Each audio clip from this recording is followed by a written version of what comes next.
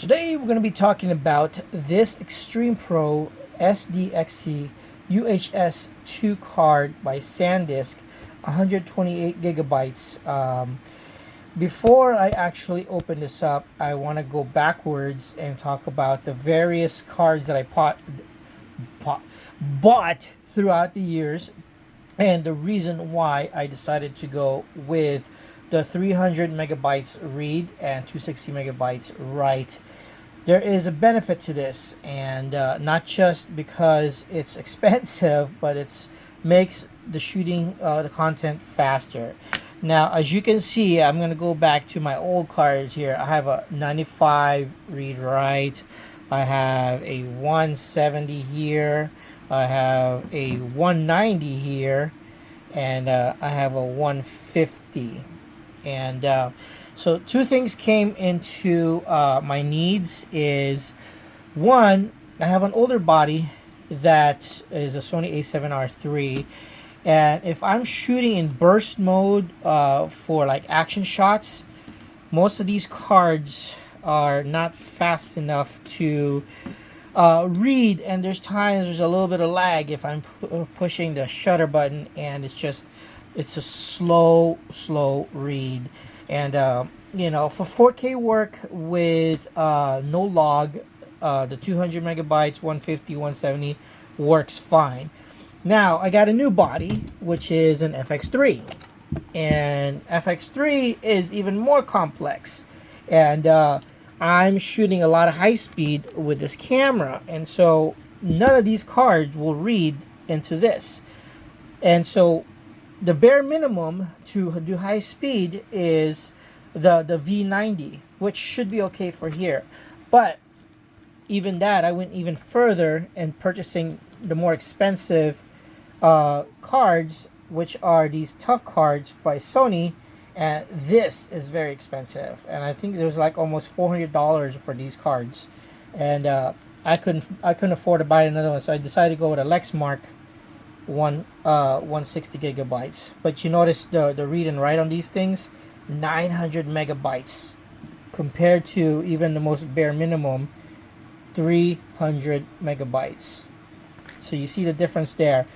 So I decided to buy this so that way I have additional backup for this, because if I'm shooting 4K on log or anything like that, this fills up relatively quick, and I needed something that I can afford, that I can use both cameras, and this will allow me to shoot burst in these type of scenarios. So I'm going to show you an example of the burst situation where I'm going to put the lower end speed. So let's see if we can work with maybe 100 megabyte speed. I'm going to put on pause while I insert in the camera. Okay, I'm going to put it in the camera, which is the 150 megabytes. And lately I've been finding myself needing content for clients that need high speed burst, and sometimes I'm just so frustrated that this thing takes time to shoot, and it has to go through its process, and it wasn't working out very well for me. This is why hopefully this 300 megabytes will be a lot better. So as you notice, it's already on that part. And let me just get something in focus over there. I'm going to switch down so we get some exposure over there. And then I'm just going to bump up the ISO a little bit so we get control. You see, it's already starting to lag. I'm pushing and it's thinking, and it's not doing it. And it just takes some time when I'm shooting with this card, and I need something even faster. So now, let's see how the 200 megabytes will work out. So like I said, this was the 150. Let's do the 200 megabytes. Let's see how fast this goes. Okay, fire this up. Same thing again over there. Let's see how fast it shoots. Okay. It's image database file error. It's already getting error. So let me see if I had this on lock. Stand by. It is on lock. So let's unlock it. There's times where when you insert it, this ends up going on lock. So did I get that right? Yeah. So now let's put it back in. Hopefully it works this time. So let's see how this burst will. Image data not ready. Okay. So he already gave me a... I unlocked it. So sometimes these cards are very questionable. Okay, I had to put on my glasses just to double check. Okay, so down is lock. Whew. Boy, when you get older, tell you, man. Sometimes your eyes are starting to go buggy on me. And, okay, let's see if this works now. See, there's a little bit of lag there. Okay, it's a little faster than the 160. So now we're gonna try it with the new card, which is a 300 megabytes write. So stand by while I open this. Okay, here we go. We just unpacked it from its packaging, and we're gonna use it. Make sure it's not on lock. Okay, it's on lock. Okay, we got the card in there now. It says preparing image database file. Please wait. So you can see the screen there. Let's see how fast it shoots. Really fast. There's not even a lag time. When I'm pushing the buttons, it's reactive to what I'm shooting. And I'm going. So that's a huge game changer if I need to do a little burst. And now it's starting to slow. It's probably catching up on the read and the write. Okay, but it's still going. So you notice that burst was pretty excessive on that one compared to these other ones. So far so good, so, which is quite happy with that. That resolves one of my issues. And now, as a backup, I'm going to use it for my FX3. So I'm going to shut this down. And let's see if it reads it on the FX3. I'll leave that there. Put it on pause while I clean the table. Okay, now the table's a little neater. You know, like I said, I like using these cards with the TUF.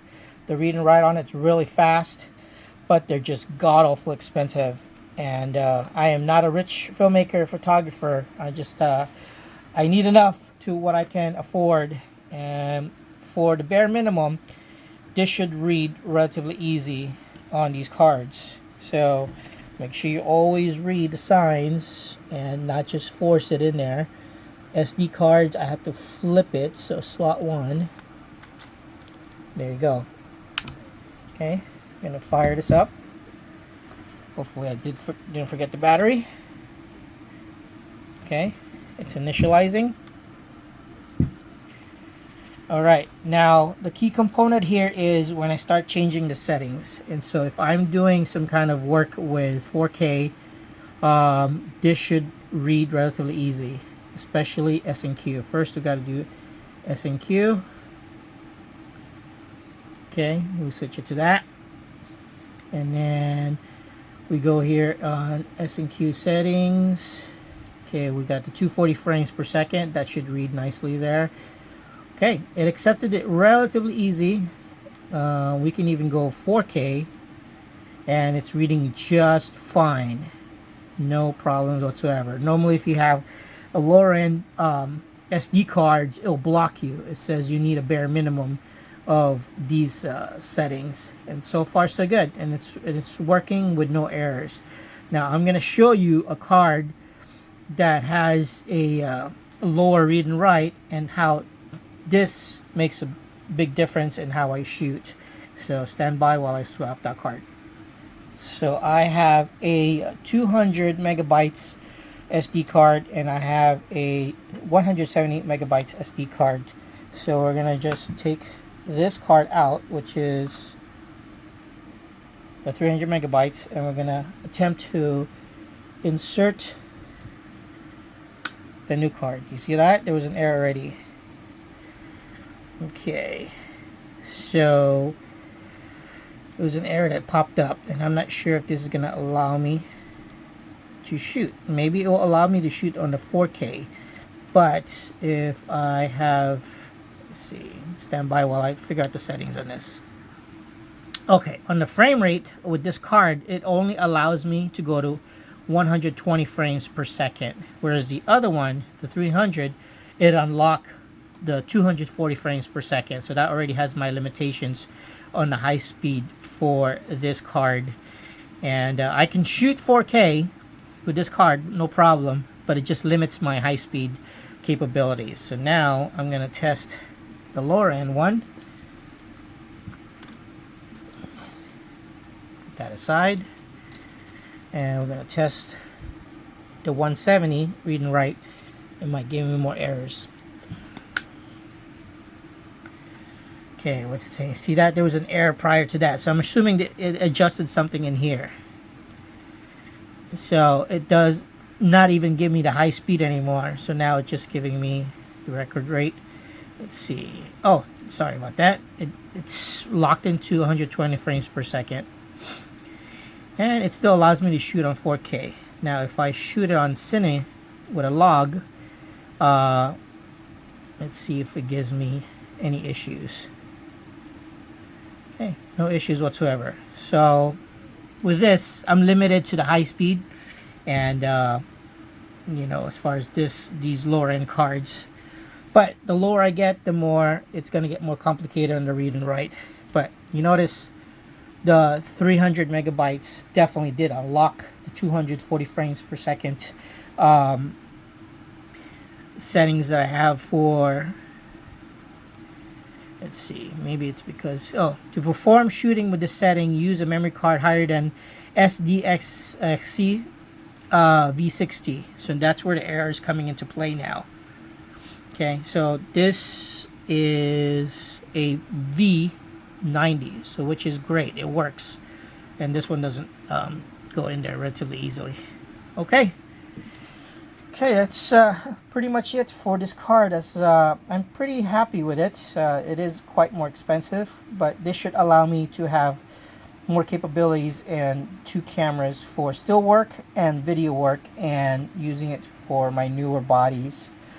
Okay, I put down the link in the description for this product. If you decide to